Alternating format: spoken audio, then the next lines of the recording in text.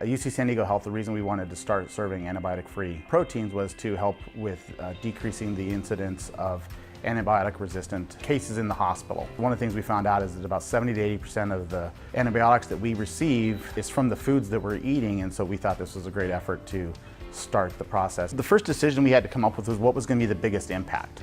So we kind of thought to ourselves, what are the foods that we use the most that there are antibiotic-free options? And the two that we came up with was ground beef and then also chicken breasts.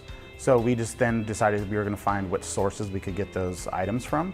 And our chef went out and did some investigations, some research.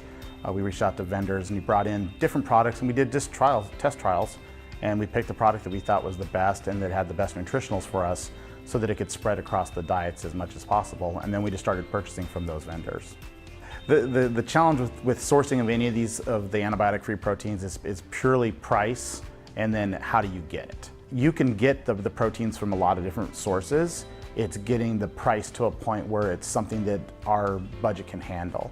So we've had to be very creative in how we find ways to either decrease serving sizes or increase the pricing when possible, but the increase in the pricing only works in the retail side. And the majority of the meals that we're serving in the hospital are for patients, which there is no price increase in that.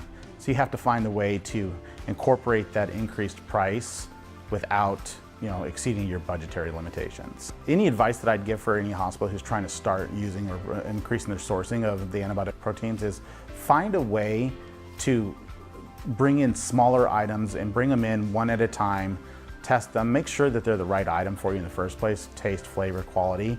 Then, once you know what your price point is, find a way to work it into your budget. You may have to give up on some other things, maybe make a 4-ounce serving instead of a 5-ounce serving, or maybe even go down to a 3-ounce serving to find a way to get the availability for those proteins to be in there, and then shop around. The big thing is you have to shop with your purveyors and see who's going to provide you the better price. Sometimes you're better off going directly to the vendor. Other times you're better off using your GPO to get those prices. The benefits that you get from using the antibiotic-free proteins is that you have a decreased consumption by the patients and also the staff and the customers who come and visit us at both of our medical centers. The other thing that you have is you get some recognition that there's a problem with the way that we are preparing and producing our animal proteins with there being so much antibiotic use that's not necessary. So that's been one of the big things. And then we use it as a marketing tool to be able to say that we're doing things above and beyond what people are aware of in the cafeterias, to show them that we care about their overall well-being and not just, we're just here to provide food for them.